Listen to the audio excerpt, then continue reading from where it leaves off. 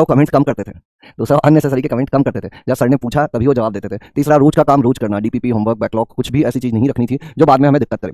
और चौथी चीज, वो टेस्ट जरूर देते थे। ये मैंने तो कॉमन पाया उन बच्चों में। तुम वीडियो देखोगे तो तुम्हें भी पता चलेगा कि कैसे कैसे वो लोग अपने स्ट्रेटेजी बना रहे थे, अपनी पढ़ाई कर रहे थे। ठीक है, तो मेरी तो आप सभी के साथ यही शुभकामनाएं हैं, यही शुभेच्छाएं हैं, यही मन है मेरा कि ज़्यादा से ज़्यादा बच्चे जो है वो अपनी ड्रीम आईआईटी, ड्रीम एनआईटी तक पहुंचे, सेलेक्ट हों, अपने सपनों को सच करें, अपने माता पिता के सपनों को सच करें, है ना। जिस भी चीज़ के लिए हम लोग मेहनत कर रहे हैं वहाँ तक हम लोग पहुंचे। लेकिन उसके लिए कोई भी सफलता ना, वो एक चीज़ मांगती है, वो मांगती है सेक्रीफाइस, त्याग, है ना। मतलब जिनके इम्तिहान बड़े होते हैं उनके, जिनके सपने बड़े होते हैं उनके इम्तिहान भी कड़े होते हैं।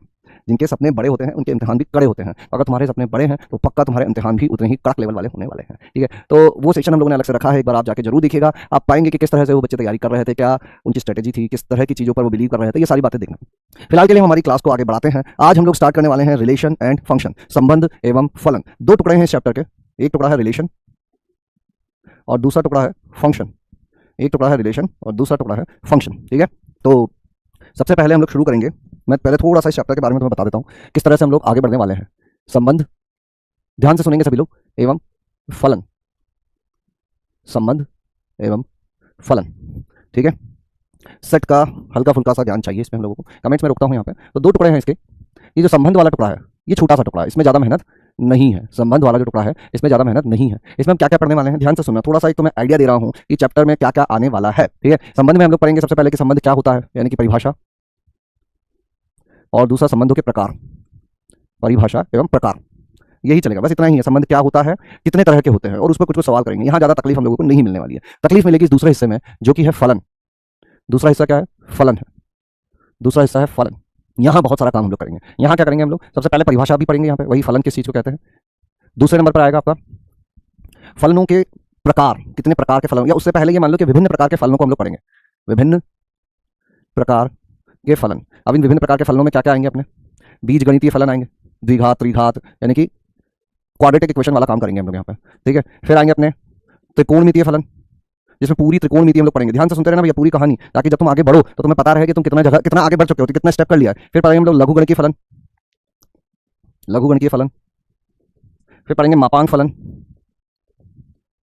फिर ग्रेटेस्ट इंटीजर फंक्शन, महत्तम पूर्णांक फलन एवं भिन्नात्मक भाग फलन, फ्रैक्शनल पार्ट फंक्शन। जिन लोगों ने 11वीं में ये सारी चीजें नहीं पढ़ी थी, किसी कारणवश नहीं समझ पाए थे, या पढ़ी थी लेकिन उतने अच्छे से समझ में नहीं आई थी, पूरा नहीं पढ़ पाए थे, वो सब लोगों के पास मौका है इन चीजों को पूरा करने का। एवं अन्य फंक्शन, अन्य फलन भी आएंगे, छोटे छोटे से फलन है, जैसे कि सिग्नम फलन हो जाता है ना, खंडित फलन हो जाता है, और भी एक दो टाइप के और फंक्शन होते हैं जिनके बारे में यहाँ पे हम लोग बात करेंगे। और साथ ही में इन सारे फलनों की हम लोग प्रांत भी देखेंगे, प्रांत, है ना, साथ ही में प्रांत भी पढ़ेंगे। फिर हम लोग पढ़ेंगे परिसर, परिसर कैसे निकालते हैं। परिसर अलग से एक टॉपिक होगा, इनके साथ तो देखेंगे ही देखेंगे अपन, लेकिन अलग से भी देखेंगे। प्रांत में परिसर यहाँ साथ में देखेंगे। और क्या देखेंगे, इनके ग्राफ देखेंगे, इन पर आधारित समीकरणें कैसी होती हैं एवं असमीकरण कैसी होती है, ये भी हम लोग देखने वाले हैं। तो मोटा मोटी हम लोग इन सारी चीजों का पूरा पूरा रिवीजन करने वाले हैं। फिर हम लोग आएंगे परिसर पर। फिर आएंगे हम लोग फलनों का वर्गीकरण, कि फलनों को किस किस आधार पर वर्गीकृत किया जा सकता है। वर्गीकृत करने का क्या अर्थ होता है कि ये एक टाइप के फलन है, ये एक टाइप के फलन है, ये एक टाइप के फलन है, तो कितने आधार पर वर्गीकृत किया जा सकता है, फलनों का वर्गीकरण, ये हम लोग पढ़ने वाले हैं। फलनों का वर्गीकरण, इसमें बहुत सारे अलग अलग तरीके होते हैं, जैसे एक एक की, बहु एक एक की, एक एक की, बहु एक एक की, अंतरक्षेपी, आच्छादक, आच्छादक, समफलन, विषम फलन, सम है, विषम है, एक एक की आच्छादक है। फिर और चीजें देखेंगे, जैसे कि तत्सम फलन या समान फलन कब होते हैं, किन फलनों को समान फलन कहते हैं हम लोग। फिर देखेंगे हम लोग संयुक्त फलन किसको कहते हैं। संयुक्त फलन, दो फलन मिलाकर एक फलन बनाए तो उसके बारे में क्या क्या बातें की जा सकती है। ठीक है, संयुक्त फलन के बाद आते हैं अपने आवर्ती फलन। आवर्ती फलन क्या होते हैं, ऐसे फलन जो स्वयं को रिपीट करते हैं, आवर्ती फलन, जैसे sin x, cos x, tan x, ये आपने देखा होगा खुद को रिपीट करते हैं। और लास्ट में हम लोग पढ़ेंगे फलन का प्रतिलोम। एक्चुअली इसके बाद एक चीज और पढ़ेंगे, फलन का प्रतिलोम। और लास्ट में हम लोग सीखेंगे फलनीय समीकरण, फलनीय समीकरण, फंक्शनल इक्वेशन। तो इतना लंबा चौड़ा तो यही चैप्टर रहने वाला है। अब तुम डेप्थ समझ गए होंगे कि ये हमारा आगे के आने वाली चीजों का फाउंडेशन स्टोन हो गया। जैसे 11वीं में बेसिक्स ऑफ मैथमेटिक्स था, उसी तरह से यहाँ पर संबंध एवं फलन हो जाता है। मैंने क्या पढ़ने को कहा है तुमसे, अभी भी मौका है 2 दिन का, जब तक ये संबंध चलेगा तब तक ये चीज पढ़ लेना, वेवी कर्व मेथड, तरंगित वक्र विधि। अगर किसी ने नहीं पढ़ा है तो शांति से इसकी जो क्लास है उसको अटेंड कर लेना। तरंगित वक्र विधि ये मैं नहीं सिखाऊंगा, ये मैं उम्मीद करता हूं कि ये आप लोग सीख के आएंगे। किस टाइप की चीजें आएंगी इसके अंदर, इस टाइप की चीजें जब हमें सॉल्व करनी होती है कि x-1 गुणा x-2 का वर्ग गुणा x+3 का क्यूब लेस देन और इक्वल टू 0। तो बताओ x कहां से कहां तक होगा, या और इसमें भी नीचे भी कुछ कुछ लिख दें अपन, नीचे भी कुछ कुछ लिख दें, जैसे x+5 गुणा 2x-1 का स्क्वायर। ये ऐसे सवाल करना हमको आना चाहिए। कितने लोगों को वेवी कर्व मेथड आता है, अब काम की बात, कितने लोगों को ये वेवी कर्व मेथड आता है, यस नो, कितने लोगों को वेवी कर्व मेथड आता है बताओ। Welcome relation and function. बहुत बढ़िया शाशा एंजल, तुम्हें पता है बिल्कुल कैसे हम लोगों को स्वागत करना चाहिए किसी भी चैप्टर का। तो आज हम लोग स्वागत कर रहे हैं रिलेशन एंड फंक्शन का। समझ गए पूनम बेटा?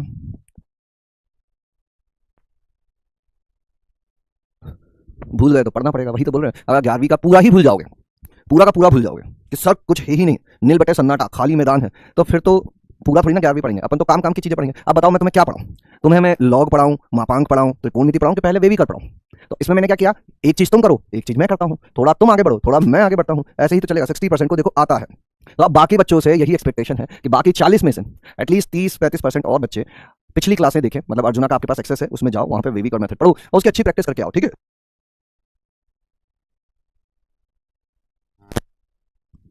अगर अच्छे से प्रैक्टिस करके आओगे तो आने वाली क्लासेस में थोड़ी सी दिक्कतें कम रहेंगी। क्या कम रहेगी? थोड़ी सी दिक्कतें कम रहेंगी। समझ गए बात को? बोलो, क्या यह बात समझ गए हो? बहुत बढ़िया। चलिए, तो इसी के साथ हम लोग स्वागत करते हैं संबंध एवं फलन का और स्टार्ट करते हैं इस चैप्टर का पहला टुकड़ा जिसका नाम है संबंध। इसको भी हल्के में मत लेना, ये छोटा है लेकिन इसका अपना महत्व है, इस पर सवाल पूछे जाते हैं, देखेंगे हम लोग, ठीक है? चलिए, सबसे पहले स्टार्ट करते हैं हम लोग। सबसे पहला टॉपिक क्रमित युग्म। लिखो क्रमित युग्म, और उसके बाद क्या करना है, टॉपिक का नाम लिखते ही कॉपी बंद कर देनी है और साइड में रख देना है। नई शुरुआत कर रहे हैं, अच्छे से शुरू करो। नई शुरुआत कर रहे हैं, अच्छे से शुरू करो। मैट्रिक्स एंड डिटरमिनेंट, सारणिक और आव्यूह जो है वो एक अलग टाइप के चैप्टर थे, ये अलग टाइप का चैप्टर है। आज फिर से तुम कुछ कुछ चीजें शुरू कर सकते हो। क्रमित युग्म, तो नाम से ही पता चल रहा है, एक तो युग्म यानी कि जोड़े की बात हो रही है, और क्रमित यानी कि उसका क्रम भी महत्वपूर्ण है। तो क्रमित युग्म क्या होता है कि मान लीजिए दो अवयव है ए कॉमा बी, अगर इनको ऐसे कोष्टक में लिख दिया जाए, इनको ऐसे कोष्टक में लिख दिया जाए तो ये बन जाता है क्रमित युग्म। क्या बन जाता है? क्रमित युग्म। इस क्रमित युग्म की खास बात यह होती है कि ये होता है इस क्रमित युग्म का प्रथम अवयव। प्रथम अवयव, जब भी हम कहेंगे कि इस क्रमित युग्म का प्रथम अवयव कौन सा है, तो जो पहले लिखा हुआ होगा उसको लेकर आ जाओगे। अभी तुम्हें ये बात छोटी सी लग रही होगी लेकिन आगे जाकर ये तकलीफ देगी, और ये हो जाता है अपना द्वितीय अवयव। क्या हो जाता है? द्वितीय अवयव। प्रथम अवयव, द्वितीय अवयव, ठीक है? पहली चीज तो ये होगी परिभाषा। अब दूसरी चीज, चूंकि ये क्रमित युग्म है, इसका मतलब क्रम महत्वपूर्ण है। चूंकि ये क्रमित युग्म है, इसका अर्थ है कि क्रम महत्वपूर्ण है। अब क्रम महत्वपूर्ण है तो ए कॉमा बी जो है वो बी कॉमा ए के बराबर नहीं होता है। ए कॉमा बी कॉमा ए के बराबर नहीं होता है। इसका अर्थ क्या है कि यहां पर क्रम महत्वपूर्ण है। उदाहरण के तौर पे देखें तो एक क्रमित युग्म 1,2 है और दूसरा क्रमित युग्म 2,1 है, तो इनको हम लोग बराबर नहीं कहेंगे, ठीक है? ऑर्डर महत्वपूर्ण है, क्रम महत्वपूर्ण है, क्रम क्रम महत्वपूर्ण है। तीसरी चीज क्या है?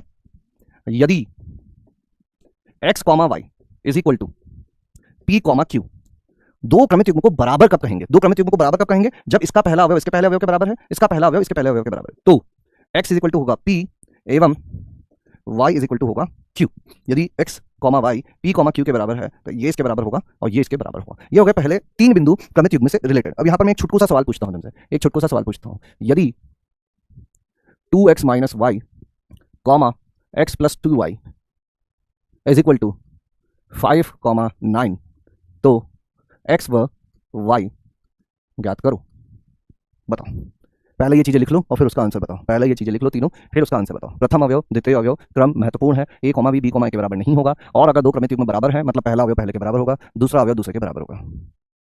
हमारे जीवन में एक ऐसे टॉपिक का स्वागत है जो 3 महीने चलने वाला है। ये टॉपिक नहीं चलेगा 3 महीने, पूरा अवकलन गणित चलेगा। अवकलन गणित मतलब संबंध एवं फलन, प्रतिलोम त्रिकोणमितीय फलन, सीमा एवं सातत्यता, अवकलन की विधियां, अवकलज के अनुप्रयोग, इतनी सारी चीजें हैं। हाँ, ये जरूर है कि वो सारी एक दूसरे से कनेक्टेड रहती है। 3 और 1 बोल रहे हैं, 3 और 1, 3 और 1 तो नहीं लग रहा है। 6/5 13/5, 6/5 6 दूनी 12 माइनस 19/5 और 13/5। भैया समीकरण ही नहीं हल हो पा रही है, समीकरण ही नहीं हल हो पा रही है। इसका क्या अर्थ होगा? प्रथम अवयव के बराबर, यानी कि 2x माइनस वाई 5 के बराबर होगा और x प्लस 2y 9 के बराबर होगा।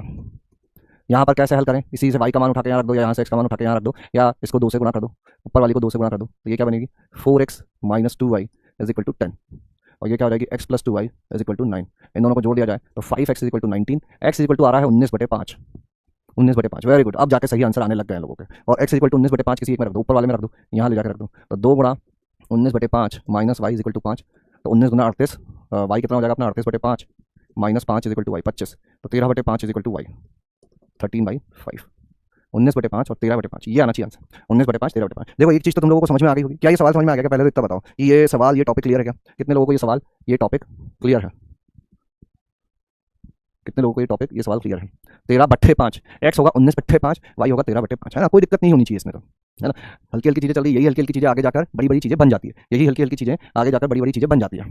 96%। Very good. अब देखो क्या मैं बताना चाह रहा हूं तुमको, 2 चैप्टर पढ़ने के बाद ये चीज तो समझ में आ गई होगी तुमको कि हमको जुगाड़ू बनना पड़ेगा। पहले काम की चीज पता करो, उसको अप्लाई करना चालू करो, क्या होता है वो देखो, कैसे होता है वो देखो, क्यों होता है पे मत जाओ अभी। सर ऑर्डर पेयर ऐसा ही क्यों होता है, यही कोष्टक क्यों लगाते हैं, इसको पहले क्यों नहीं लिख देते हैं, ये सब में मत पढ़ो। सवाल कैसे हल करना है उस पर फोकस करो, ठीक है। थोड़ा सा जुगाड़ू बनो, कुल मिला के बात स्मार्टली वर्क करोगे तो काम हो जाएगा। आज ही एक बच्चे से बात हो रही थी जो सेलेक्ट हुआ है, उसने बोला कि सर मैं कोशिश ही नहीं करता था 100% करने की, 100% करने की कोशिश ही नहीं करता था, मेरा टारगेट पहले 50% का था, ये 50% तो मैं सिक्योर करूं, 50% में जुगाड़ लगाकर अपना सेव कर लिया करता था, उसके बाद जितना एक्स्ट्रा हो सके उतना सब मुनाफे में है। और विश्वास नहीं मानोगे, एडवांस में अगर 50% कर दिया तो बहुत अच्छी बात हो जाती है, 30-35% तो कट ऑफ होती है, उस पर तो तुम्हारा ये एडवांस में सिलेक्शन हो जाएगा, ठीक है। तो ये था पहला टॉपिक क्रमित युग्म। अब अगला टॉपिक देखते हैं कार्तीय गुणन। कार्तीय गुणन क्या होता है, ये थोड़ा सा अच्छा टॉपिक है, पिछला वाला तो क्या था, एक बच्चू सा टॉपिक था। हाँ ऐसा होता है, ऐसा कार्तीय गुणन में थोड़ा सा हम लोगों को और अटेंटिवली और ध्यान से सुनना पड़ेगा, है ना। तो फिर से अपना लिखने वाला काम बंद कर दो, कॉपी को बंद करो, साइड में रखो, ध्यान से सुनो।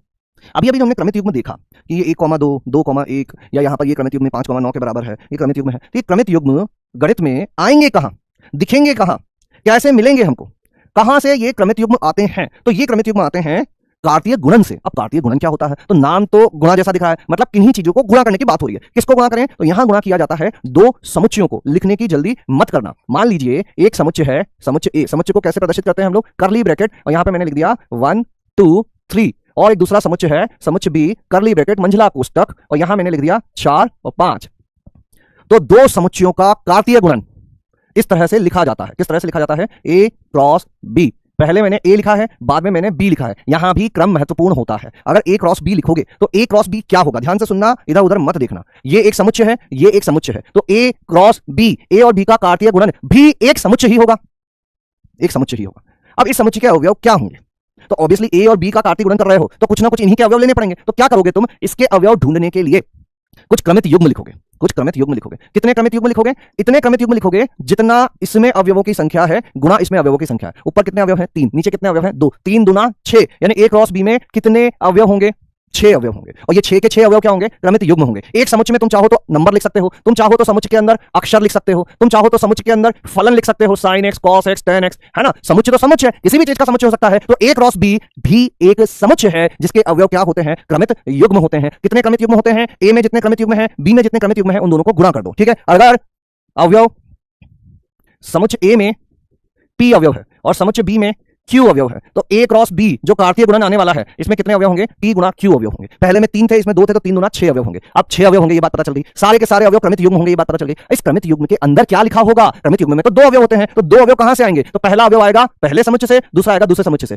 एक पहले से लिया, 1 के साथ 4, फिर 1 के साथ 5, फिर 2 के साथ 4, फिर 2 के साथ 5, फिर 3 के साथ 4, और फिर 3 के साथ 5, है ना। छोटी छोटी मगर मोटी बातें। सबसे पहली बात हमने क्या सीखी कि यदि, उदाहरण से मैं सिखा रहा हूं तुमको, गणितीय भाषा भी लिखेंगे, यदि a ऐसा है एवं b ऐसा है तो a क्रॉस b ऐसा होगा। पहली चीज ये बिंदु पढ़ लिया हमने। दूसरा बिंदु n ऑफ a किस चीज को बताता है, अवयवों की संख्या को। यदि a में अवयवों की संख्या p है एवं b में अवयवों की संख्या इतनी है तो a क्रॉस b में अवयवों की संख्या इतनी होगी। पहले ये 2 बिंदु लिखो और इस पर सहमति जताओ कि ये 2 चीजें समझ में आ गई हैं क्या। पहले ये 2 बिंदु लिखो और इस पर सहमति जताओ कि हाँ सर ये पहले 2 बिंदु हमको समझ में आ गए हैं। बहुत जरूरी चीजें हैं, इन पर मैं बहुत सारे सवाल करवाने वाला हूँ, इन पर मैं कुछ कुछ सवाल करवाने वाला हूँ, है ना। ध्यान से सुनते रहना, कोई जल्दीबाजी नहीं करनी है हम लोगों को, कोई जल्दीबाजी नहीं करनी है। ये a है, ये b है, ये a है, ये b है, लिखते भी जाओ, है ना। कार्टेशियन प्रोडक्ट, कार्तीय गुणन, कौन सा गुणन, कार्तीय गुणन, कौन सा गुणन, कार्तीय गुणन। Very good.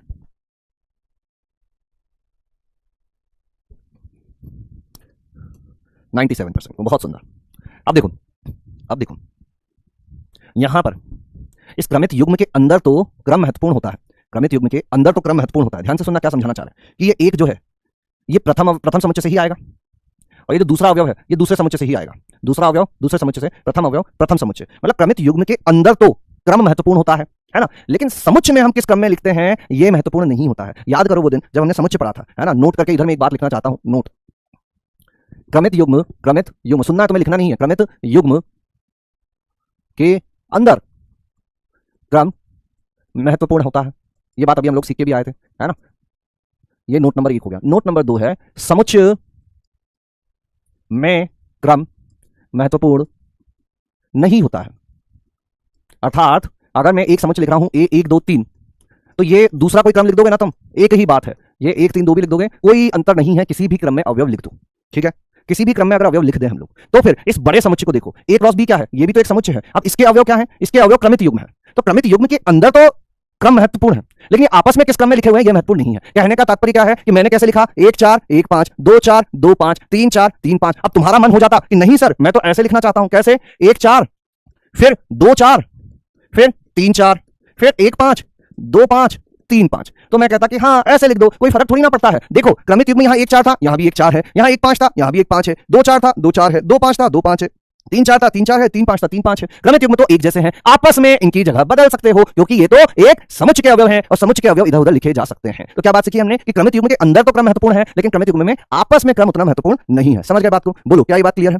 क्या ये बात क्लियर है? बताओ फटाफट यस ओके 100% क्लियर। कितने लोगों को ये बात समझ में आ गई कि हाँ सर समुच्चय में तो क्रम बदल सकते हैं, अर्थात ऐसे लिखें या ऐसे लिखें, कोई चिंता की बात नहीं है। ये जरूरी है कि पहला अवयव क्रमित युग्म के अंदर का पहला अवयव पहले समुच्चय से आएगा और दूसरा अवयव दूसरे समुच्चय से आएगा। छोटी छोटी मगर मोटी बातें। कैसी बातें? छोटी छोटी मगर मोटी बातें।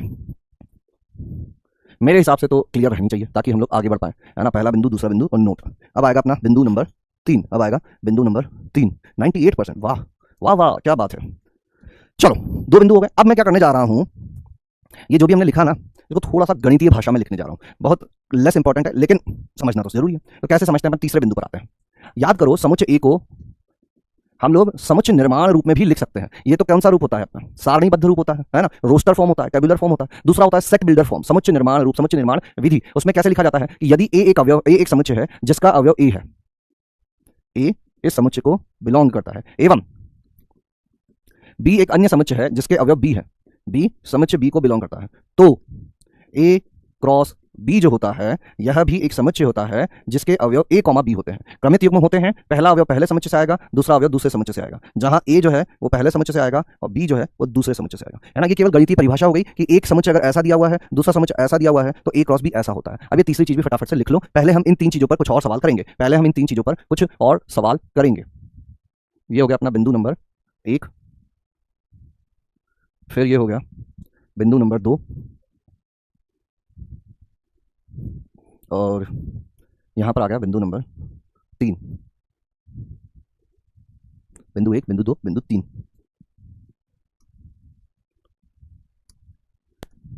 बोलो ये 3 बिंदु क्लियर है? सवाल करें? 3 बिंदु क्लियर है क्या? ये फटाफट बताओ। Yes Ajit, Avashya, Abhilash, Mohit Kumar. Yes sir, noted noted all done, noted noted all done. हाँ बी क्रॉस से डिफरेंट होगा, आएंगे ना यही सब चीजें तो करने वाले हैं हम लोग। बी क्रॉस से बिल्कुल डिफरेंट होगा। 96%, वेरी गुड। चलो अब हम लोग कुछ सवाल करना चालू करते हैं, है ना। क्या क्या सवाल करना चालू करें अपन? जैसे कि पहले यदि ए इस तरह से दिया हुआ है x, जहां 2x - 3 लेस देन 7 है और x एक नेचुरल नंबर है, एवं b एक समुच्चय है, मापांक of x less than equal to 1 और x एक होल नंबर या इंटीजर लिख देते हैं, होल नंबर के लिए इंटीजर है, तो ज्ञात करो। क्या क्या ज्ञात करना है हम लोगों को? सबसे पहले तो समुच्चय ए क्या होगा ये बताओ, फिर दूसरा समुच्चय बी क्या होगा ये बताओ, फिर कार्तीय गुणन ए क्रॉस बी क्या होगा ये बताओ, फिर कार्तीय गुणन बी क्रॉस ए क्या होगा ये बताओ, फिर कार्तीय गुणन ए क्रॉस ए क्या होगा ये बताओ, और कार्तीय गुणन बी क्रॉस बी क्या होगा ये बताओ। करो। ए क्या होगा? सबसे पहले ए के बारे में बात करते हैं, तो करो सभी लोग, तब तक मैं इधर देखता हूँ। सर कंप्लीट, सर 11th 9% सही ही है एंड 12th भी बहुत अच्छी करेंगे। अगर अच्छी पढ़ाई करें तो 12th के साथ सेलेक्ट हो सकते हैं, बिल्कुल कर सकते हैं। हमारा क्लास 10 सेकंड पीछे चल रहा है, 11th में पढ़ा है, बहुत बढ़िया बेटा। 5000 रैंक आई थी अभी, ठीक है, बढ़िया है, very good. 5000 rank I P advance में, ओल्ड लक्ष्य बेच, वेरी गुड, कितनी अच्छी बात है। क्या नाम है भैया तुम्हारे इस फ्रेंड का? उससे बात करो, उससे सीखो, समझो कि उसने क्या किया था और तुम भी वैसी ही चीजें करने की कोशिश करो। Good evening good evening good evening. Max ये सारी चीज बताने वाले हैं तुम लोगों को। सेकंड समझ में नहीं आया। सेकंड है कितने अवयव होंगे, कितने अवयव होंगे, तो अवयव कहां से आ रहे हैं? पहला आ रहा है पहले अवयव से, पहले समुच्चय से, इसमें 3 है इसमें 2 है, तो 3 दूना 6 अवयव होंगे। 1 2 3 4 5 6, 1 2 3 4 5 6। तो ये एन ऑफ ए का क्या अर्थ होता है? एन ऑफ ए का अर्थ होता है ए में, समुच्चय ए में अवयवों की संख्या, समुच्चय ए में अवयवों की संख्या क्या होता है? समुच्चय ए में अवयवों की संख्या होती है। बी मतलब समुच्चय बी में अवयवों की संख्या, n of A cross B यानी कि ए गुणा बी में अवयवों की संख्या। तो समुच्चय ए क्या आएगा? समुच्चय ए क्या आएगा? समुच्चय ए क्या आएगा? तो समुच्चय ए को मैं इधर हल करता हूं, ठीक है। ये हमसे पहले का सॉल्यूशन, समुच्चय ए में कहा गया है कि 2x - 3 7 से छोटा होना चाहिए, यानी कि 2x जो है वो 7 + 3 यानी कि 10 से छोटा होना चाहिए। x जो है वो 5 या 5 से छोटा होना चाहिए, और साथ में x क्या भी होना चाहिए? एक नेचुरल नंबर, एक प्राकृत संख्या भी होनी चाहिए। मतलब x क्या क्या मान ले सकता है? 1 2 3 4 व 5 मान ले सकता है। a क्या क्या मान ले सकता है? 1 2 3 4 व 5 मान ले सकता है। क्या तुम्हारा a यही आ रहा है? बोलो यस ओके 100% क्लियर। 5 अवयव इसमें आ रहे हैं। दूसरा क्या आएगा? b। b में क्या हो रखा है? मापांक of x less than equal to 1 होता है। अब जिन लोगों को नहीं पता है उनको मैं बता देता हूं कि अगर ऐसा लिखा हुआ हो तो इसका अर्थ होता है कि x जो है वो -1 से 1 के मध्य हो सकता है। और साथ में क्या भी लिखा हुआ है, x कैसा होना चाहिए, पूर्णांक होना चाहिए। तो इसके मध्य क्या क्या पूर्णांक है, -1 0 1, यानी कि b समुच्चय क्या हो जाएगा, -1 0 1। क्या तुम्हारा a और b यही आ रहा है? कितने लोगों का a और b यही आ रहा है, बताओ फटाफट, कितने लोगों का a और b यही आ रहा है? 1 2 3 4 5, -1 0 1। 6 क्यों नहीं लिया? क्योंकि 5 से छोटा होना चाहिए, इसलिए 6 नहीं लिया। समझे मेरे भैया, है ना? 6 क्यों नहीं लिया? क्योंकि x 5 या 5 से छोटा होना चाहिए और प्राकृत संख्या होनी चाहिए। 5 या 5 से छोटा होना चाहिए और प्राकृत संख्या होनी चाहिए। ठीक है। a cross b, a cross b में क्या आ जाएगा बताओ? इनका 1 -1 के साथ लिख दिया, फिर 2 -1 के साथ, 3 -1 के साथ, 4 -1 के साथ और 5 -1 के साथ, फिर 1 0 2 0 3 0 4 0 5 0, फिर 1 1 2 1 के लाओ जो इस गुणधर्म का पालन इस प्रतिबंध के अंतर्गत करता हो, है ना? तो किस गुणधर्म का पालन करवाना है? 2x - 3 should be less than 7। 3 इधर भेज दें तो 2x लेस देन 10 हो जाएगा, 2 से भाग दे दो तो x लेस देन और इक्वल टू 5 हो जाएगा। मतलब x कैसा होना चाहिए? x 5 या 5 से छोटा होना चाहिए और साथ में क्या भी होनी चाहिए? प्राकृत संख्या भी होनी चाहिए। प्राकृत संख्या क्या क्या होती है? 1 2 3 4 5 6 7 8, ये प्राकृत संख्या होती है। अब बताओ इन प्राकृत संख्याओं में हमसे कहा गया कि x एक नेचुरल नंबर होना चाहिए, x एक प्राकृत संख्या होनी चाहिए। तो इसमें क्या प्राकृत संख्या है जो इस शर्त का भी पालन करती है? तो क्या x इक्वल टू एक शर्त का पालन करता है? हाँ, 2 करता है, 3 करता है, 4 करता है, 5 करता है, 6 नहीं करता है, 7 नहीं करता है, 8 नहीं करता है, इसके आगे की चीजें भी नहीं करेंगे। तो x यहां से क्या हो जाएगा? 1 2 3 4 5 हो जाएगा। ये x वो है जो इस शर्त का पालन करते हैं इस प्रतिबंध के अंतर्गत, अर्थात ए समुच्चय में यही सारे x हम लोगों को रखने हैं, 1 2 3 4 5 रखना है। बोलो हाँ, है ना? केवल वो जो अपने 30% बच्चे जिनको नहीं समझ में आया उनको समझाने के लिए काम हो रहा है। अब बी में भी क्या कहा गया था कि इसका अवयव भी x है, लेकिन इसका x किस चीज का पालन करता है कि मापांक ऑफ x 1 से छोटा होना चाहिए और x एक पूर्णांक होना चाहिए, है ना? तो यहां पर ध्यान से देखोगे तो मापांक ऑफ x 1 से छोटा होना चाहिए, यानी x क्या क्या हो सकता है। तो जिन लोगों को नहीं पता हो मापांक का क्या काम होता है, मापांक का काम होता है सब कुछ धनात्मक बना देना, इतनी बात तो पता ही होगी, है ना? तो x पूर्णांक, पूर्णांक क्या होते हैं? पूर्णांक होते हैं सर इस टाइप की चीजें, -3 -2 -1 0 1 2 3, ये सब पूर्णांक होते हैं। तो इनमें से ऐसे कैसे कितने पूर्णांक है जिसका मापांक 1 या 1 से छोटा आता हो, है ना? तो जैसे x इक्वल टू 3 लिखता हूं तो -3 का मापांक क्या 1 से छोटा है? -3 का मापांक बनेगा 3, क्या 3 1 से छोटा है? नहीं है, तो ये रिजेक्ट हो जाएगा। x इक्वल टू -2, क्या -2 का मापांक 1 से छोटा है? क्या 2 1 से छोटा है? नहीं है, ये रिजेक्ट हो जाएगा। x इक्वल टू -1, -1 का मापांक 1 से छोटा है क्या? 1 1 से छोटा है, बराबर है? हाँ है, ये सत्य बात है। इसको पढ़ते हैं 1 1 से छोटा या बराबर है, तो बराबर वाली बात फुलफिल हो रही है। अब इसमें कोई नहीं घुसेगा अंदर, ओहो ऐसा थोड़ी ना होता, याद कर लो। फालतू की बात में अटकोगे दिमाग खुद का खराब करोगे। जो सत्य वो तो सत्य है, मानना ही पड़ेगा, ये बात सत्य होती है। कोई भी संख्या स्वयं से छोटी या बराबर होती है। इसमें जो बीच में या है उसका अर्थ होता है या तो इधर की चीज सत्य हो जाए या इधर की चीज सत्य हो जाए। जब हम बोले 1 1 से छोटा, ये बात गलत है। या बराबर है, ये वाली सत्य ना, तो पूरी चीज सत्य मानी जाती है। x इक्वल टू 0 ले लोगे, 0 क्या 1 से छोटा है? हाँ है, इसको एक्सेप्ट कर लोगे। x इक्वल टू 1 ले लोगे, 1 1 से छोटा, हाँ है।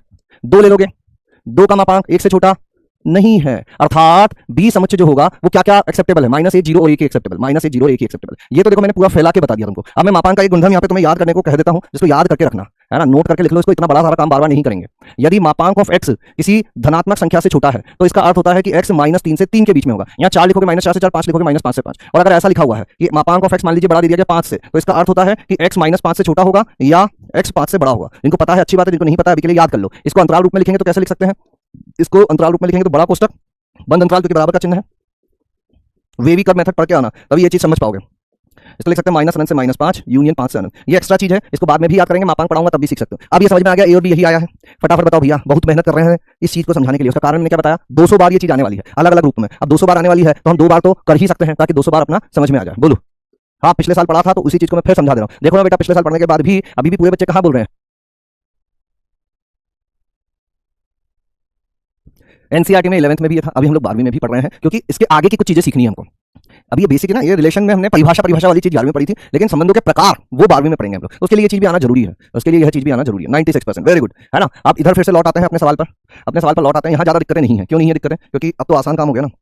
a क्रॉस b क्या हो जाएगा बताओ? इसका इससे गुणा कर दें, 1 - 1, फिर लिख लो भैया 2 - 1 3 - 1 4 - 1 5 - 1, ठीक है? फिर 1 0 लिखते चले जाओ, 2 0 3 0 4 0 5 0 और फिर 1 1 2 1 3 1 4 1 5 1। बी क्रॉस है यानी कि रिवर्स, बी क्रॉस है यानी कि रिवर्स। रिवर्स में क्या होगा? पहले बी का अवयव फिर ए का अवयव। अच्छा, ए क्रॉस बी तो यही आ रहा है ना सबका, ए क्रॉस बी तो यही आ रहा है ना। फिर बी क्रॉस ए पर आते हैं, -1 1 -1 -1 -2 -1 3 -1 4 -1 5 0 1 0 2 0 3 0 4 0 5 1 1 1 2 1 3 1 4 1 5। यस, बी क्रॉस ए भी यही आना चाहिए। बी क्रॉस ए में क्या होगा? बी क्रॉस ए में पहला अवयव किससे? बी से, दूसरा अवयव किससे? ए से, ठीक है? अब ये जिन लोगों ने 6 7 ही कर लिए हैं वो 8 9 में ये चीजें बताएंगे मुझे कि ए क्रॉस बी में कितने अवयव होंगे, बी क्रॉस ए में कितने अवयव होंगे, ए क्रॉस ए में कितने अवयव होंगे, और बी क्रॉस बी में कितने अवयव होंगे। अब ए क्रॉस ए का क्या अर्थ है, ध्यान से सुनना भैया, जिनको तकलीफ आ रही है वो ध्यान से सुनना। ए क्रॉस ए का क्या अर्थ है कि एक क्रमित युग्म बनाओ, एक समुच्चय बनाओ जिसके अंदर अवयव क्या होंगे, क्रमित युग्म होंगे। उस क्रमित युग्म का पहला अवयव कहां से आएगा, ए से, दूसरा कहां से आएगा, वो भी ए से, मतलब ए का ए से ही कार्तीय गुणन कर देना है। ए में कितने अवयव है, 5, दूसरे ए में भी कितने होंगे, 5, 5 का 5 से ही कार्तीय गुणन कर देना है, 5 का 5 से ही कार्तीय गुणन कर देना है। तो कितना होगा, 1 1 1 2 1 3 1 4 1 5, फिर 2 1 2 2 2 3 2 4 2 5, फिर 3 1 3 2 3 3 3 4 3 5, फिर 4 1 4 2 4 3 4 4 4 5 5 1 5 2 5 3 5 4 5 5। और बी क्रॉस बी मतलब पहला अवयव भी बी से, दूसरा अवयव भी बी से, पहला भी बी से, दूसरा भी बी से। तो -1 -1 -1 0 -1 1 0 -1 0 0 0 1 1 -1 1 0 1 1। बताओ 3 4 5 6, क्लियर। 3 4 5, कार्तीय गुणन में तो दिक्कत नहीं होनी चाहिए। 15 15 25 9, वेरी गुड। कितने आ रहे हैं, 15 15 25 9, 1 2 3 4 5 6 7 8 9 10 11 12 13 14 15 16 17 18 19 20 21 22 23 24 25। रॉन्ग, क्या रॉन्ग हो गया, 4 5 नहीं लिखा है क्या, हाँ एक लिख दो ना यहाँ पे, 4 4 4 5, बाकी तो 1 2 3 4 5 1 2 3 4 5 1 2 3 4 5 1 2 3 4 4 2 बार लिख दिया, 5 1 2 3 4 5, good, very very very good. A cross A wrong, hello sir ji, matrix का शॉर्ट नोट दे देंगे। रिलेशन का कैलकुलस का क्या यूज होता है, ये तो पता है, फंक्शन बेस है कैलकुलस का रिलेशन, तो रिलेशन बेस है फंक्शन का। फंक्शन कहां से आया, फलन एक प्रकार का संबंध होता है, प्रत्येक फलन एक संबंध है, लेकिन प्रत्येक संबंध एक फलन नहीं होता है ना। तो फलन से आगे की कहानी आगे पढ़ेंगे, फलन से पीछे की कहानी पढ़ रहे हैं। यहाँ कितने हो जाएंगे, ए क्रॉस बी में 15, बी क्रॉस ए में भी 15, ए क्रॉस ए में 25 और बी क्रॉस बी में 9, ठीक है। चलिए, तो ये तो हो गया अपना अभी तक का सफर। कितने बिंदु हमने देख लिए थे, 3 बिंदु हमने देख लिए थे। ए क्रॉस बी कैसे लिखते हैं, अवयवों की संख्या कैसे होती है और इसको कैसे लिखा जाता है। अब अगर ये सारी चीजें समझ गए हो, तुम ये सारी चीजें समझ गए हो, तो हल्की फुल्की सी और कार्तीय गुणन के ऊपर सवाल तुमसे करते हैं। जैसे कि ये वाला बताओ, यूनियन इंटरसेक्शन लेना तुम लोगों को आता है कि नहीं आता है, ये अभी पता चल जाएगा। यूनियन इंटरसेक्शन लेना आता है कि नहीं आता है, ये पता चल जाएगा। बोलो,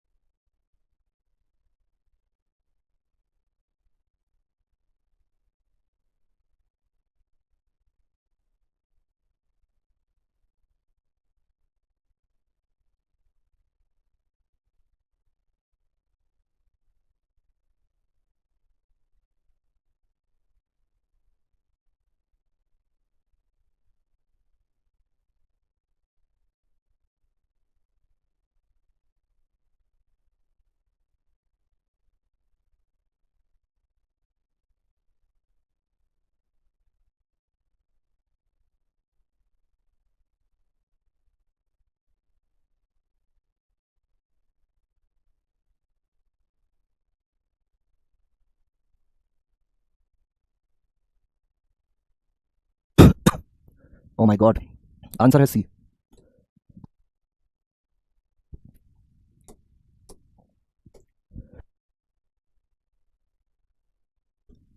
वॉइस वॉइस वॉइस, अरे मैं बोल, इधर माइक मैंने म्यूट कर दिया था, मैं बोलना मतलब बोल तो रहा था, कोई बात नहीं, अभी सुन लो, कोई बात नहीं, कोई बात नहीं। अभी आ गई है आवाज, आ रही है, ठीक है, दिक्कता नहीं, दिक्कता नहीं। तो ध्यान से सुनना मेरे भाई। सॉल्यूशन, सॉल्यूशन क्या कहता है, B union C, B intersection C, B union C, B intersection C. B union C क्या होगा, इसको मैं लिख लेता हूं। बी यूनियन सी क्या होगा, इसमें सी है, सी डी है, डी ई है, तो बी यूनियन सी होगा सी डी ई। अब इसमें अगर किसी को तकलीफ है बेटा, तो फिर तो भूतकाल में जाना पड़ेगा। बी इंटरसेक्शन सी यानी कि उभयनिष्ठ अवयव, उभयनिष्ठ अवयव क्या है, डी है। बी यूनियन सी मतलब किसी एक में भी हो जाए तो चल जाएगा, किसी एक में भी हो जाए तो चल जाएगा, ठीक है। अब हमको क्या कहा गया, ए ऑप्शन देखो, ए ऑप्शन क्या है, ए ऑप्शन कह रहा है कि समुच्चय ए, ए बी लो, और B union C, B union C क्या है, सी डी ई, और इन दोनों का यूनियन ले लो, A intersection B union C, इन दोनों का इंटरसेक्शन ले लो। अब बताओ इन दोनों में उभयनिष्ठ क्या है, इसमें ए भी है, इसमें सी डी है, तो इनका इंटरसेक्शन तो क्या आ जाएगा, रिक्त समुच्चय आ जाएगा, है ना। जिनको यह शब्दावली एकदम ऐसी लग रही है कि ये क्या कौन सी भाषा में बात कर रहे हो सर, तो थोड़ा सा पढ़ने की जरूरत है हम लोगों को। ए पता है और बी इंटरसेक्शन सी पता है, तो A union B intersection C, है ना। ए लिख ही देता हूँ, ए तो अपना ए कॉमा बी, और बी इंटरसेक्शन सी जो है, बी इंटरसेक्शन सी है डी। अब क्या करना है, A union B intersection C, ये हो जाएगा ए बी डी। तो ये चीज नहीं है। कुल मिला के बात यह है कि जब हम लोग इंटरसेक्शन, यूनियन, ये सारी चीजें लेते हैं, तब तो क्रमित युग्म मिलता ही नहीं है। तो मतलब ये तो देख के ही हम लोगों को रिजेक्ट कर देने चाहिए थे कि भैया यहाँ क्रॉस कहाँ है, कार्तीय गुणन कहाँ है। जब तक कार्तीय गुणन नहीं होगा क्रमित युग्म नहीं मिलेंगे। अब क्रमित युग्म नहीं मिलेंगे तो फिर सवाल ही नहीं हो पाएगा आगे। तो पहले दो तो देखते ही, लेकिन चलो ठीक है, अब सीख रहे थे तो सीख लिया हमने, लेकिन एक्चुअल एग्जाम में लिखने की जरूरत नहीं है। सी पर आता हूं, A cross B union C. A क्या है, A comma B, B union C क्या है, सी डी ई। अब इन दोनों का क्रॉस लोगे, ए क्रॉस बी यूनियन सी, क्या बनेगा इसका इसके साथ ए सी, पहला अवयव समुच्चय ए से, दूसरा अवयव समुच्चय बी से, ए सी फिर ए डी फिर ए ई, फिर बी सी बी डी और बी ई, ये हो गया। अब क्या यही चीज लिखी हुई है, A C A D A B C B D B, मतलब ये हो गया उत्तर। अब बस हमारी आत्मा की शांति के लिए हम लोग चौथा भी देख लेते हैं। ए है अपना ए कॉमा बी और बी इंटरसेक्शन सी, ये कितना है डी। अब अगर ये लिखोगे A cross B intersection C, कितना हो जाएगा ए डी और B D, A D B D.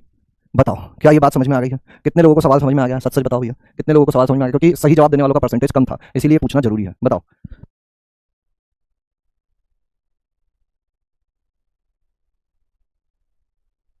Union intersection, union intersection निकालना आना चाहिए। मैं तुम्हें याद दिला रहा हूं वो सारी चीजें जो तुम्हें आनी चाहिए, मैं तुम्हें याद दिला रहा हूं वो सारी चीजें जो तुम्हें आनी चाहिए। समझ आ गया?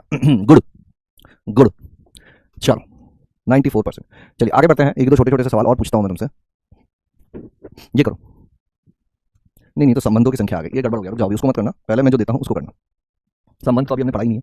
ये सवाल करो कि यदि A cross B is equal to 3 1 3 1 नहीं 1 1 1 2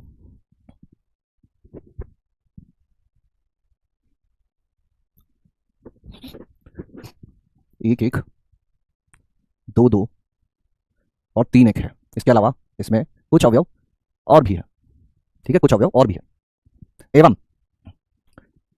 इसमें 3 अवयव है और इसमें 2 अवयव है। तो ए क्रॉस बी के बचे हुए अवयव ज्ञात करो। करो, क्या कहा गया है? ए क्रॉस बी एक कार्तीय गुणन है जिसके अंदर कुछ अवयव है, कुछ दे दिए गए हैं, कुछ हमको नहीं दिए गए हैं, कुछ दे दिए गए हैं, कुछ नहीं दिए गए हैं। ये कह दिया गया है कि पहले में 3 अवयव हैं, दूसरे में 2 अवयव हैं। तो ए क्रॉस बी के बचे हुए अवयव ज्ञात करो। ए क्रॉस बी के बचे हुए अवयव ज्ञात करो। क्या होंगे इसके बचे हुए अवयव? ए क्रॉस बी के बचे हुए अवयव ज्ञात करो। ए क्रॉस बी के बचे हुए अवयव ज्ञात करो। करो, शांति से सोचो कि क्या क्या अवयव ए में हो सकते हैं और क्या क्या अवयव बी में हो सकते हैं। क्या क्या अवयव ए में हो सकते हैं और क्या क्या अवयव बी में हो सकते हैं। ए में क्या अवयव होंगे, बी में क्या अवयव होंगे। ए में क्या क्या अवयव हो सकते हैं, बी में क्या क्या अवयव हो सकते हैं। देखते हैं यहाँ पे क्या चल रहा है। 1 2 2 1 3 2, सक्षम श्रीवास्तव ने आंसर दे दिया। हाँ 3 तो होंगे, लेकिन क्या क्या होंगे? 1 2 2 1 3 2, बहुत बढ़िया। 1 2 2 1 3 2। देखो फिर ए में कितने अवयव हैं? 3 है, 1 1 2 2 3 1, और इसके अलावा कुछ और भी यहाँ हो सकता था, ठीक है। ए में 3 अवयव है, बी में 2 अवयव है। बताओ ए क्रॉस बी का, ध्यान से सुनना भैया जनता, ए क्रॉस बी में कुल कितने अवयव होंगे? ए में 3 है, बी में 6 है, तो ए क्रॉस बी में 6 अवयव होंगे। ए क्रॉस बी में 6 अवयव होंगे। ए में 3 है, बी में 2 है, तो ए क्रॉस बी में 6 अवयव होंगे, जिसमें से 3 हमको दे दिए गए हैं, बचे हुए 3 बताने। तो 3 बचे हुए कैसे बताएं? उसके लिए ए और बी जानना जरूरी है। अब ए क्रॉस बी का पहला अवयव जो होता है वो समुच्चय ए से आता है, तो समुच्चय ए से 1 भी आया होगा, समुच्चय 1 से 2 भी आया होगा, समुच्चय 1 से 3 भी आया होगा। 1 2 3।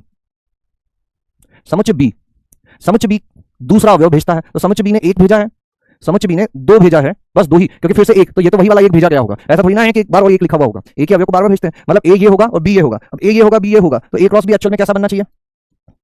1 1 1 2 2 1 2 2 3 1 3 2। अब इसमें से कौन कौन सा है अपने पास? 1 1 है, 2 2 है और 3 3 है, मतलब आंसर क्या हो जाएगा? 1 2 2 1 और 3 2। बताओ क्या ये बात क्लियर है? कितने लोगों को ये सवाल समझ में आ गया? एकदम बेटा, बिल्कुल हम लोग हल्की फुल्की सी बातें कर रहे हैं, लेकिन तुम ये बात तो जानते ही हो ना कि रायता फैलने में देर नहीं लगती है, रायता फैलने में देर नहीं लगती है। Very good, same same same to same. अगर सेम टू सेम है तो ये बताओ कि यदि ए में 5 अवयव है, बी में 3 अवयव है, एवं ए और बी में उभयनिष्ठ 2 अवयव है, तो ए क्रॉस बी में कितने अवयव होंगे? नो रायता फ्रॉम दिस चैप्टर। भैया ये प्रॉमिस अगर तुमने कर लिया तो तुम्हारी जिंदगी सवर जाएगी। अगर किसी ने इस चैप्टर में बैकलॉग नहीं होने दिया तो मैं वादा कर रहा हूं भैया 12th तुम्हारा पूरा सुधर जाएगा। जितना जितना काम मैं दे रहा हूं उतना उतना पर ईमानदारी से करना होगा। बहुत प्यार मोहब्बत से धीरे धीरे पढ़ते हैं बेटा हम लोग, इससे धीरे नहीं पढ़ सकते। इससे धीरे पढ़ेंगे तो 1 साल में नहीं हो पाएगा फिर, लेकिन इस स्पीड से किए गए सारे काम अगर तुम साथ के साथ करते जा रहे हो, मैंने बोला क्लास के कर लो, डीपीपी कर लो, मॉड्यूल कर लो, प्रैक्टिस कर लो, पीवाईक्यू कर लो, ऐसा करते चले जाओ, बिलीव मी हो जाएगा। ऑप्शंस देता हूं, 15 13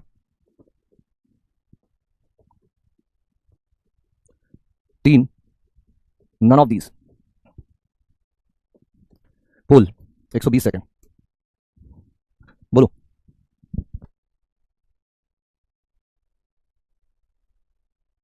पंद्रह, 13, 3, नन ऑफ दीज। इतना समय सफिशियंट है इस सवाल को करने के लिए, इतना समय सफिशियंट है इस सवाल को करने के लिए। ए में 5 अवयव है, बी में 3 अवयव है, तो इंटरसेक्शन बी में 2 अवयव है। बी इज राइट, 15 होगा सर। सर यूनियन और इंटरसेक्शन पढ़ा तो था पर भूल गई, तो बेटा पढ़ना पड़ेगा वापस से, बिना यूनियन इंटरसेक्शन के नहीं होगा। ए यूनियन बी पूछोगे, नहीं नहीं नहीं, 13 एलिमेंट्स राइट। 15 होगा सर, 15 ओके है, थोड़ा बड़ा लिखिए। 15 होगा, मैक्सिमम लोग 15 बोल रहे हैं, कुछ लोग 13 भी बोल रहे हैं। 13 आंसर होगा सर। 6 आया है सर, नहीं समझ में आया है सर। 15 है सर, 15 15 15 15 15। तो आंसर है इसका आबरा का डाबरा गिलिचू ए, 59%। कुछ लोग, अधिकतर लोग बी वाले भी हैं। तो बेटा देखो ध्यान से, बेटा ओ बेटा जी, ओ बाबू जी, किस्मत की हवा कभी नरम कभी गरम, कभी नरम गरम नरम गरम। 3 उभयनिष्ठ है, नहीं 3 टोटल है, 2 उभयनिष्ठ है, 4 5 6। अभी अभी ये सवाल किया था हमने, ये वाला। इसको इस बात से फर्क थोड़ी ना पड़ता कि उभयनिष्ठ है या नहीं है। ऊपर 3 अवयव थे, नीचे 2 अवयव थे, 3 दूना 6 आ गए थे। यहाँ भी 2 उभयनिष्ठ थे। अरे कार्तीय गुणन को कोई फर्क नहीं पड़ता कि तुम अवयव उभयनिष्ठ रख रहे हो या नहीं रख रहे हो, उसको तो भैया इधर क्या इधर क्या इधर क्या इधर क्या करा के लिख देगा वो। अगर मैं सवाल ये पूछता कि ये इसमें कितने अवयव होंगे, तो अभी तुम धड़ाक से आंसर दे देते कि 15 होंगे। 1 4 1 5 1 6 2 4 2 5 2 6 3 4 3 5 3 6 4 4 4 5 4 6 5 4 5 5 5 6, ये आ जाता है 1 क्रॉस भी 15। अरे जब यहाँ 15 आ रहा है तो फिर ऐसे लिखने से अब तुम बोलो इसका क्या, कुछ नहीं, ऐसे ही दे रखा है जबरन का, है ना। क्या बात क्लियर हुई, बताओ फटाफट। फिर आगे बढ़ते हैं, कार्तीय गुणन कंप्लीट करते हैं और अगली चीज पे बढ़ते हैं, जो कि है संबंध, जो कि है संबंध, जो कि एक्चुअल में अब आने वाला है। संबंध एक्चुअल में अब आने वाला है।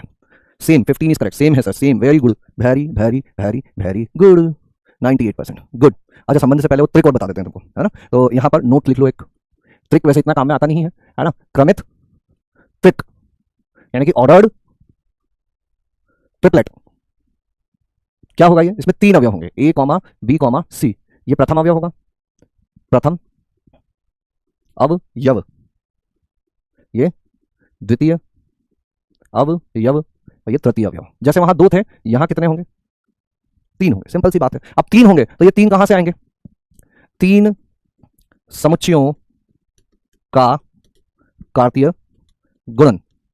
जैसे कि मान लीजिए एक है 1 2, दूसरा है ए बी और तीसरा है एक्स वाई। तो ए क्रॉस बी क्रॉस सी कैसे लिखेंगे, इसके जो अवयव होंगे उसमें क्रमित ट्रिक आएंगे, पहला पहले से, दूसरा दूसरे से, तीसरा तीसरे से, पहला पहले से, दूसरा दूसरे से, तीसरा तीसरे से। 1 2 3 4 5 6 7 और 8, टोटल 8 बनने वाले हैं। क्यों 8 बनेंगे, वहां क्या होता था, 2 होते थे। मान लो इसमें अवयवों की संख्या p है, दूसरे समुच्चय में अवयवों की संख्या q है, तीसरे समुच्चय में अवयवों की संख्या r है, तो a cross b cross c में अवयवों की संख्या p गुणा q गुणा r हो जाएगी। ठीक है, पहला कहां से आएगा, पहले से, 1 ले लिया, ठीक है सर। दूसरा कहां से आएगा, दूसरे से, a ले लिया, तीसरा x ले लिया, पहला पहले से y, फिर दूसरे से स्टार्ट किया, 2ax 2ay, फिर 1b भी ले लेना चाहिए था पहले अपन को, 1 ही से शुरू करते हैं, 1bx 1by, फिर 2ax 2ay 2bx 2by। लिख लो इन तीनों चीजों को और बताओ कि क्या तीनों चीजें समझ में आ गई। नहीं पूछा जाएगा, बहुत रेयरली, कभी कभार, है ना। बस हल्का फुल्का समझ में आ जाना काफी है, हल्का फुल्का समझ में आ जाना काफी है। पी क्यू आर, पी गुणा क्यू गुणा आर, क्लियर है, बताओ। कोई दिक्कत कोई परेशानी, कोई दिक्कत कोई परेशानी नहीं होनी चाहिए। 94%। चलिए कहानी को आगे बढ़ाते हैं अपन और लिखते हैं संबंध। संबंध क्या होता है, ठीक है। अब यहां से थोड़ी सी काम की चीजें स्टार्ट हो जाएंगी, यहां से थोड़ी सी काम की चीजें स्टार्ट हो जाएंगी। तो फिर से हमको क्या करना है, टॉपिक का नाम लिखना है और लिख के छोड़ देना, ठीक है। कॉपी साइड में रख दो और ध्यान से सुनने लग जाओ। जैसा कि हम हर बार करते हैं वैसा ही करेंगे, एक उदाहरण लेके समझेंगे, एक उदाहरण लेके समझेंगे। संबंध नाम से ही पता चल रहा है कि किन्हीं 2 क्वांटिटीज के बीच में, 2 राशियों के बीच में, 2 संख्याओं के बीच में, 2 चरों के बीच में किसी प्रतिबंध की बात हो रही है ना। ध्यान से सुनना, अभी हम लोगों ने 2 चीजें कहां देखी थी, सर क्रमित युग्म में देखी थी। तो अगर क्रमित युग्म के 2 अवयवों पर हम कुछ प्रतिबंध लगा दें, ध्यान से सुनना, क्रमित युग्म के 2 अवयवों पर यदि हम कुछ प्रतिबंध लगा दें तो कार्तीय गुणन में से कुछ चीजें रह जाएंगी, कुछ चीजें हट जाएंगी। जो उस प्रतिबंध का पालन करेंगे वो रह जाएंगे, जो उस प्रतिबंध का पालन नहीं करेंगे वो हट जाएंगे। जो रह जाएंगे वो संबंध का हिस्सा होंगे, जो नहीं रह पाएंगे वो संबंध का हिस्सा नहीं होंगे। एक सिंपल सा उदाहरण मैं देता हूं तुमको। मान लीजिए ए दिया हुआ है अपन को 1 2 3, बी में ले लेते हैं अपन 4 और 5, ठीक है। ए क्रॉस बी क्या होता है, ए क्रॉस बी क्या होगा, सर पहले से पहला ले लो, 1 4 ले लो, 2 4 ले लो, 3 4 ले लो, 1 5 ले लो, 2 5 ले लो, 3 5 ले लो। यहां तक की चीजें सभी लोगों को क्लियर है। अब संबंध लिखा जाता है आर से, आर एक रिलेशन होता है। है ना। ये रिलेशन अगर हम लोग ए से बी में परिभाषित कर रहे हैं, अगर हम लोग ए से बी में परिभाषित कर रहे हैं, किससे किस में परिभाषित कर रहे हैं, ए से बी में परिभाषित कर रहे हैं, तो इसका अवयव भी एक क्रमित युग्म ही होगा, जो कि कहां से आएगा, यहां से आएगा। इतने सारे जो क्रमित युग्म लिखे हुए हैं ना, इसमें से कुछ क्रमित युग्म आएंगे। मान लीजिए ऐसा लिख देता है इन जनरल कि इसका अवयव ए कॉमा बी होगा, जहां ए कहां से आएगा, पहले समुच्चय से आएगा, बी कहां से आएगा, दूसरे समुच्चय से आएगा। अब तुम बोलोगे सर ये तो फिर वही बात हो गई, अगर क्रमित युग्म लिखना है पहला पहले से आएगा दूसरा दूसरे से आएगा, फिर तो वही बात हो गई। लेकिन यहां पर एक प्रतिबंध भी लगा दिया जाता है। क्या प्रतिबंध लगा दिया जाता है कि मान लीजिए ए प्लस बी जो है, यानी कि प्रथम अवयव और द्वितीय अवयव का योग 6 या 6 से बड़ा रहना चाहिए। मतलब एक संबंध ज्ञात करो जो कि ए से बी में परिभाषित किया गया है इस प्रकार से कि प्रथम अवयव और द्वितीय अवयव का योग 6 या 6 से बड़ा होता है। अब हम क्या करेंगे, ए क्रॉस बी लिख लिया हमने। ए क्रॉस बी का प्रथम अवयव और द्वितीय अवयव देखो 1 और 4, क्या 1 प्लस 4, 1,4 की बात करें, 1 प्लस 4 6 या 6 से बड़ा है क्या, नहीं है, मतलब ये हमारे संबंध का हिस्सा नहीं हो पाएगा। 2 और 4 लो, 2 प्लस 4 6 से बड़ा या बराबर है क्या, ये हो गया 6 से बड़ा या बराबर है, तो ये हमारे संबंध का हिस्सा हो जाएगा। फिर 3,4, 3 प्लस 4, क्या ये 6 से बड़ा है, हाँ है। फिर 1,5, क्या ये 6 से बड़ा या बराबर है, हाँ है। फिर 2,5, 2 प्लस 5 ये 6 से बड़ा या बराबर है, हाँ है। और 3,5, 3 प्लस 5 ये 6 से बड़ा या बराबर है, हाँ है। मतलब बस 1,4 ही जो है ना वो इस संबंध का हिस्सा नहीं बन पाया, बाकी सब इस संबंध का हिस्सा बन गए। तो हम लोग क्या कहेंगे कि रिलेशन क्या बनेगा अपना, 2 4 3 4 1 5 2 5 3 5। बताओ क्या संबंध की परिभाषा समझ में आई क्या। संबंध क्या होता है, कार्तीय गुणन पर, कार्तीय गुणन के अवयवों पर कोई प्रतिबंध लगा दिया जाता है, तो जो क्रमित युग्म इस प्रतिबंध का पालन करते हैं वो इस संबंध का हिस्सा हो जाते हैं। बोलो ए से बी में परिभाषित, फिर इसकी गणितीय भाषा लिख देते हैं, तो क्रिस्टल क्लियर रहना चाहिए, बिल्कुल रहना चाहिए, क्रिस्टल क्लियर रहना चाहिए, है ना। दूसरा बिंदु लिख देते हैं यहाँ पर, इसको आगे डिटेल में हम लोग फिर आगे पढ़ेंगे। 96%, वेरी गुड, है ना। तो क्या लिख सकते हैं कि यदि आर समुच्चय ए से समुच्चय, लिखते जाओ भैया, बी पर परिभाषित एक संबंध है, तो आर ए क्रॉस बी का उपसमुच्चय होता है, उपसमुच्चय होता है। अब इसका क्या अर्थ हुआ, देखो यहां तुम प्रतिबंध लगा रहे हो, प्रतिबंध लगाने से चीजें कम ही होंगी, ऐसा तो नहीं है कि बढ़ जाएगी। जो भी आएगा वो कहां से आएगा, ए क्रॉस बी से आएगा। अगर सारे के सारे, रुक जाना भैया, लिखना रुक जाना, ओ भैया लिखना रोक देना। अगर ए क्रॉस बी के अवयवों पर कुछ प्रतिबंध लगाओगे तो क्या होगा, क्या अवयव बढ़ जाएंगे, क्या बढ़ तो नहीं सकते। या तो सारे के सारे अवयव, सारे के सारे क्रमित युग्म इसका पालन कर देंगे। मान लो मैं यहाँ ए प्लस बी ग्रेटर देन 2 लिख देता तो सारे के सारे पालन कर देते, मतलब यही का यही आ जाता। या तुम प्रतिबंध और कड़ा कर देते, यहाँ 7 से बड़ा कर देते तो और कम हो जाते, यानी कि कुल मिलाकर चीजें कम ही होंगी। हो सकता है कि ए प्लस बी ग्रेटर देन 10 कर देते, कुछ भी नहीं आता। तो जो संबंध आने वाला है वो सदैव ए क्रॉस बी से ही निकल कर आएगा। तो हम क्या कह देंगे कि संबंध जो होता है वो सदैव ए क्रॉस बी का उपसमुच्चय होता है, ज्यादा से ज्यादा बराबर हो सकता है, बाकी उससे छोटा ही होगा। इसको किस तरह से लिखा जाता है, आर ए से बी में परिभाषित है। और कैसे लिख सकते हैं इसको कि आर एक संबंध है जिसके अवयव ए कॉमा बी होंगे, जहां ए जो है वो छोटा है, पहला अवयव पहले समुच्चय से आएगा, दूसरा अवयव दूसरे समुच्चय पे आएगा, और ए व बी पर प्रतिबंध यहां लिखा हुआ होगा, कुछ प्रतिबंध दिया हुआ होगा, उस प्रतिबंध के अंतर्गत हम लोग काम करते हैं। इस बात को लिख लो और बताओ कि ये परिभाषा समझ में आ गई क्या, कितने लोगों को परिभाषा समझ में आ गई, सच सच बताओ। 2,5 होगा सर, 2,5, हाँ 2,5 कर दो उसको, बन गया 2 ही है, ये 2 के पास कॉमा लगा हुआ है, 2 के पास कॉमा लिखा हुआ है, ठीक है, 2 के पास कॉमा लिखा हुआ है, 2 के पास कॉमा लिखा हुआ है।